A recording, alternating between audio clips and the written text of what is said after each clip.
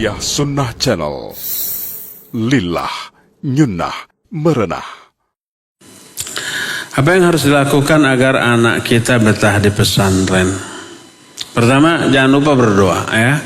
Mendoakan kepada Allah Azza wa Jalla agar anak kita betah di pesantren. Karena yang bisa membuat seorang betah atau tidak di pesantren salah satunya adalah ya tentu saja Allah yang mengkondisikan anak itu untuk betah. Nanti diberi kawan-kawan yang baik-baik, guru yang juga baik dan bagus, lingkungan yang menyenangkan, Allah kondisikan sehingga anak itu betah.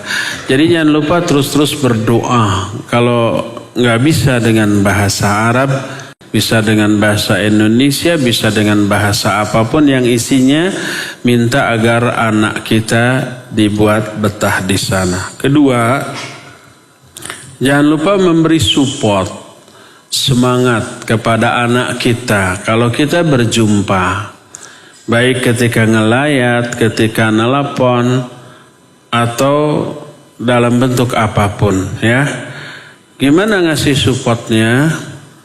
Jelaskan kepada si anak bahwa dengan cara pesantren dan belajar sejak kecil, walaupun pahit, sedih, banyak menderita, kadang anak sakit tanpa ada yang mengurus, kadang ada clash dengan kawannya, ada masalah dengan gurunya, yang melahirkan ketidaknyamanan, melahirkan penderitaan.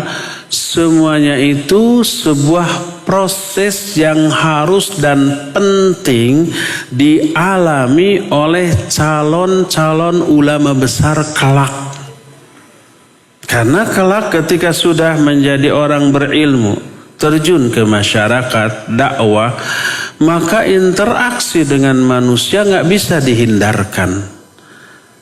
Termasuk clash yang terjadi kelak tidak bisa dihindarkan. Jangankan orang seperti kita, banyak kekurangan, banyak kelemahan. Nabi Muhammad SAW kurang gimana sempurna, kurang gimana baik, kurang gimana luar biasa dalam segala hal. Ada hambatan nggak dalam dakwahnya? Banyak. Ada yang memusuhi? Banyak. Ada yang menjegal, ada yang membenci, ada yang mau mencelakai, banyak. Kurang apa beliau? Apalagi kita. Nah, dibutuhkan mental yang luar biasa. Mental itu dilatih sejak kecil.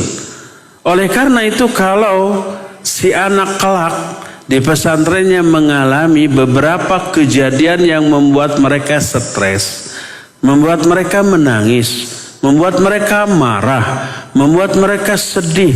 Itu proses yang bagus untuk mereka alami. Ibarat latihan.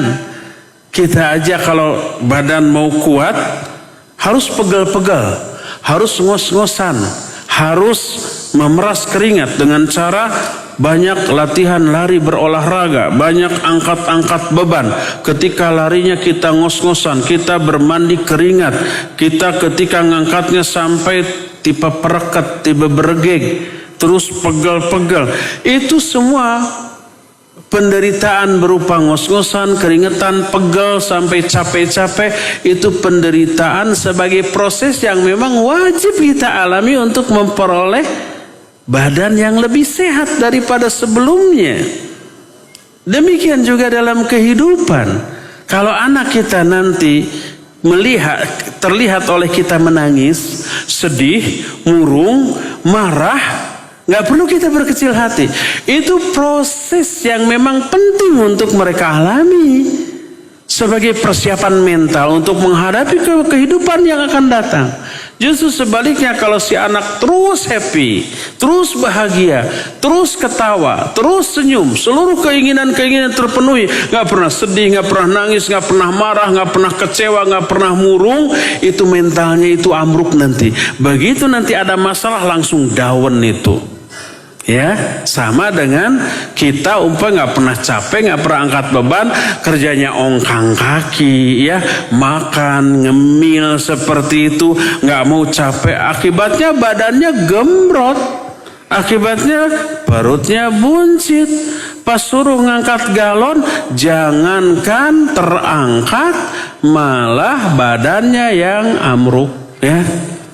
Apalagi disuruh lari pas ada jihad, panggilan jihad, jangankan lari, melangkah aja harus digendong. Jadi biarkan anak. Kalau si anak di pesantren mengalami ketidakbetahan, biarkan dia berproses, ya. Biarkan dia menangani masalahnya sendiri. Kalau terdengar ada laporan dari kawannya, dari musyrifnya, dari gurunya, anak ibu, anak bapak begini, jangan kecil hati, jangan langsung nangis, jangan aduh anak saya gimana. Biarkan, itu proses yang harus dan penting untuk mereka alami. Sebagai latihan bagi mental mereka. Kalau mereka sudah gede, sudah menjadi orang yang berilmu, sudah terjun ke tengah masyarakat mendakwakan ilmu yang mereka sudah pelajari, mental mereka sudah siap. Kalau ada yang menentang, penentangan seperti pernah saya alami ketika saya di pesantren.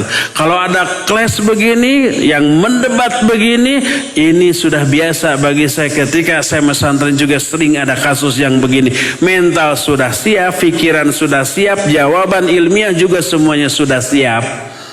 Oleh karena itu, berbahagialah apabila kita menemukan anak kita mengalami proses-proses yang tadi sebagai sesuatu yang memang penting untuk dialami, ya. Tetap berikan support kepada si anak. Anak harus sabar. Kesabaran ini yang akan membuahkan buah yang sangat manis di masa yang akan datang.